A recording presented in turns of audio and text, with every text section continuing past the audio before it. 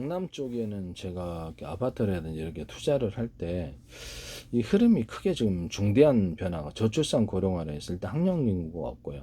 강남 8학군 수요가 일단 제가 교육 수요가 제주도로 갔다 하고 이전에 유학이 3만 명 정도 갔는데 지금 10,000명도 안 가요. 그래서 지금 초등학교 이렇게 유치원제부터 이렇게 전부 다 영어가 이제 샬라샬라 다 되고요. 거기는 교육비도 해외에 비해서 상당히 싸고 기러기 아빠가 될 일도 없어요. 그리고 왔다 갔다 이렇게 비행기로 하루 생활권이니까 서울하고 거기서 제주도에 이렇게 노영동에 같은 아파트 같은데 사갖고 있는 분들도 있어요. 이런 부분들을 말씀을 드립니다. 그래서 거기는 교육 수요가 확실하게 이쪽으로 변했냐 그러면 뭐 미국 대학 진학률이 90 몇 %니까 뭐 그러면 자녀를 가진 부모의 입장을 한번 생각을 해보세요. 머나먼 이국 땅에 자기 부인하고 보내가지고 얘들을 놔두느니 내가 기러기 아빠가 되는 사람이 돈도 엄청 많이 들어. 얼마나 많이 들겠어요. 만나지도 못하고 왔다 갔다.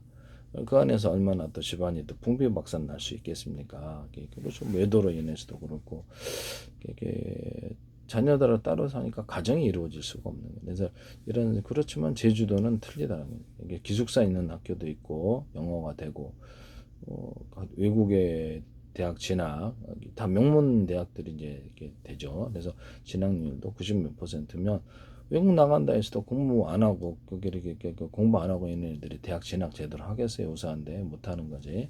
그러면 차라리 있다가 놨다가 이렇게 부모 입장에 생각을 해보세요. 네, 그러면 그게 낫다고 생각을 하지. 네. 교육 수요가 바뀌었냐고는 바뀌었습니다. 그래서 지금 강남 쪽에 저기 개포동 쪽에 6,000세대 들어가고 구령마을 들어가는데 저는 하지 말라고 하죠. 투자하지 말라 끝났다고 저는 이렇게 생각합니다. 강남이 8학군 교육 수요가 사라졌고 연세대 고려대에 서울대 들어간 이 수요가 앞으로는 이제 달라질 거라는 거죠. 우리나라 대기업들도 과학기술의 인재들을 구하기 위해서 굳이 거기 서울대, 연세대, 고려대 나오도록 문과거든요. 이과 뭐 아는 게 있어야죠. 그래서 이과를 공부를 새로 하셔야 되는데 그게 이제 필요가 없는 상황이 됩니다. 그래서 과학기술 학원을 이제 수없이 이렇게 대학이 대기업에서도 만들어 가지고 정부 실적에 따라 만들어도 되겠죠. 각 대학에서도 만들 수 있고 대학에서도 못 만들려는 법은 없죠. 과학기술 어떤 학원을 만들어 가지고 캠퍼스가 좀 비었다 그러면 과학기술 학원 만들어도 상관없잖아요. 만들어 가지고 거기서 과학기술 현실에 써먹을 수 있는 실용적인 과학을 가르쳐 주는 거예요. 그걸 통해서 창업을 유도하거나 이런 것이 활성화됐으면 좋겠어요. 제주도도 그렇고 강남 쪽이나 용산 쪽은 제가 보기에는 조금 이건 용산 쪽은 혹시 모르지만 제가 보기에는 적어도 강남은 그 강북 그 차에 남산타운만 해도 이게 여기 신당동 약수동 쪽에 있잖아요. 근데 거기가 평당 3천 몇 평. 거기서 반포대교 갈 수 있지, 동호대교 갈 수 있지, 그다음에 한남대교도 갈 수 있지. 그 한강대교도 갈 수 있거든요.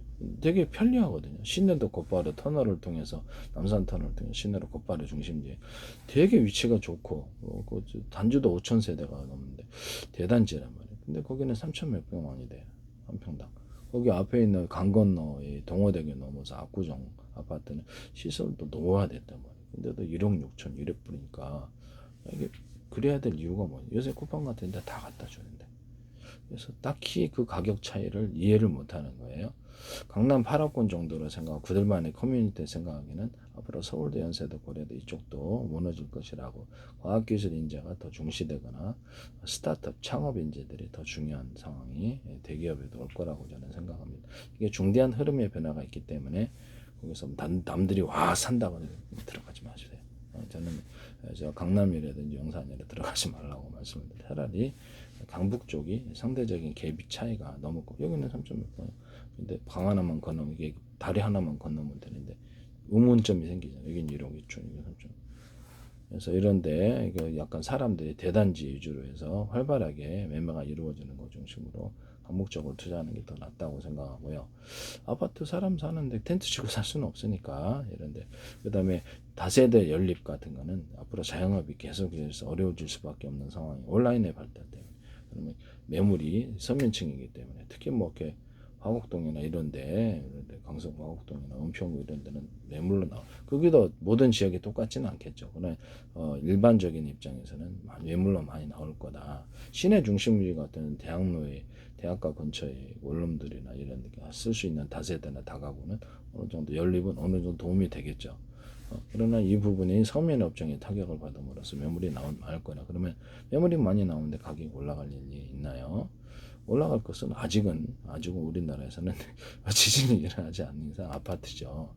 그래서 이런 부분은 올라갈 수 있는 것은 결국 아파트밖에 없는데 선호한다는 거죠. 사람들이 황금성도 좋고 아파트는 황금성이 좋죠. 그나마 잠시 떨어졌다가도 또 올라갈 수 있습니다. 우량 물건을 싸게 할 수 있는 부분인데 제가 보기엔 강남 쪽은 조금 의문점이 있다라는 것을 말씀드립니다. 지방 부동산 투자도 이제 의문점이 있다라는 것을 말씀을 드립니다. 강남 쪽의 벼룩시장이라든지 교차로 같은 거에서 보셔가지고 매물을 보세요. 가격대가 얼마 정도 형성이 되어 있나. 매물이 급증하고 있다 그러면 부동산에 설명한 거하고 틀릴 수 있습니다. 또 구글 같은 거 쳐봐가지고 정보를 자신이 직접 하고 직접 자신의 투자에 대한 판단을 자신이 하시기를 바랍니다. 저는 강남 쪽의 추경 매수는 하지 마시라고 다시 한번 말씀을 드립니다. 네. 돈 있는 사람들이 손해봐도 괜찮지만 돈 없는 사람이 영끌해갖고 이자 왕창 내갖고 사버리면 큰 손해를 봅니다. 강남 상권이 지금 무너지고 있다라는 것을 보면 이게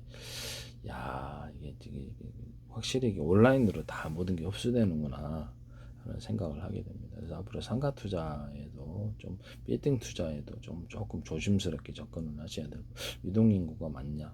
지금은 먹자골목 쪽이다 라는 것은 먹자골목은 꾸준하다는 거죠. 그쪽 소형 빌딩을 사거나 임대가 잘 돼요. 소형 빌딩 왔다 갔다 사람이 왔다 갔다 하는 그것도 먹자골목 자체가 핫플레이스가 되는 거죠. 핫플레이스에다 핫플레이스를 더 할 수 있을까요? 버스킹이라든지 뭐 여러 가지 이렇게 그렇죠. 하면 그것도 핫플레이스에다 핫플레이스를 더하는 행위가 되겠죠. 핫플레이스를 자기가 만들 수도 있는 거예요. 네.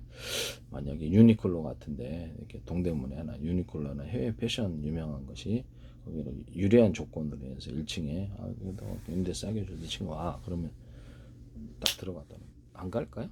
갑니다. 그래서 그런 전략들이 앞으로 이렇게 주요 어떤 상권에도 상가가 좀 어렵다 그러면 전략이 중요하냐 그러면 핫플레이스를 만드는 전략을 취하라라고 말씀을 드리고 싶습니다.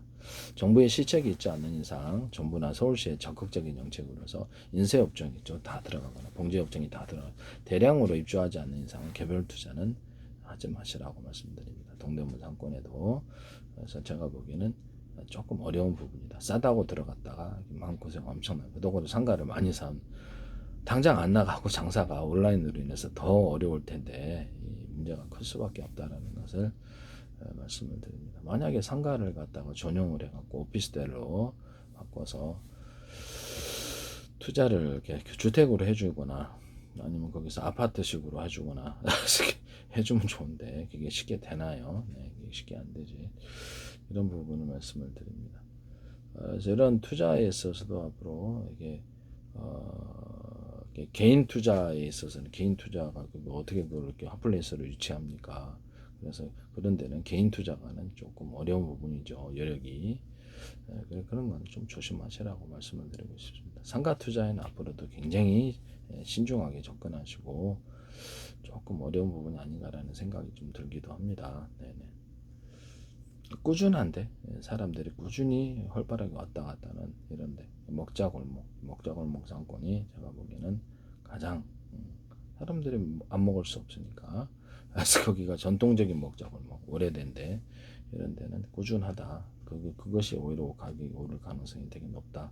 이런 부분을 말씀을 드립니다. 대형 오피스 빌딩이 들어와서 상주 인구들이 많아지거나 어떤 거기서 유명한 축제들이 계속해서 열려주는 것도 핫플레이스가 되게 사람들이 많이 온다는 거죠. 대학로처럼 뭐 일종의 관광지가 되는 거죠. 뭐 그런 것들도 있을 수 있고 다양한 핫플레이스가 주변에 있는지 지하철 유동 인구도 살펴보고 한번 보시기를 바랍니다. 동대문역에 많이 왔다 갔다 내리더라도 과연 거기 패션 상가에 들어가는지 자기가 직접 가기 힘들면 이렇게 알바 동원해서 스마트폰으로 촬영해서 1시간 동안 그래서 이렇게 주요 상가를 촬영해서 갖고 오라고 하십시오. 그리고 마장동이다 이런 축산 상가들 있잖아요. 그런 특별한 어떤 가락동이다 그러면 거래하고 싶은 데 있잖아요. 경동시장이다 그러면 알바 동원해 갖고 사진 촬영을 거기에 상호를 다 찍어오게 하세요.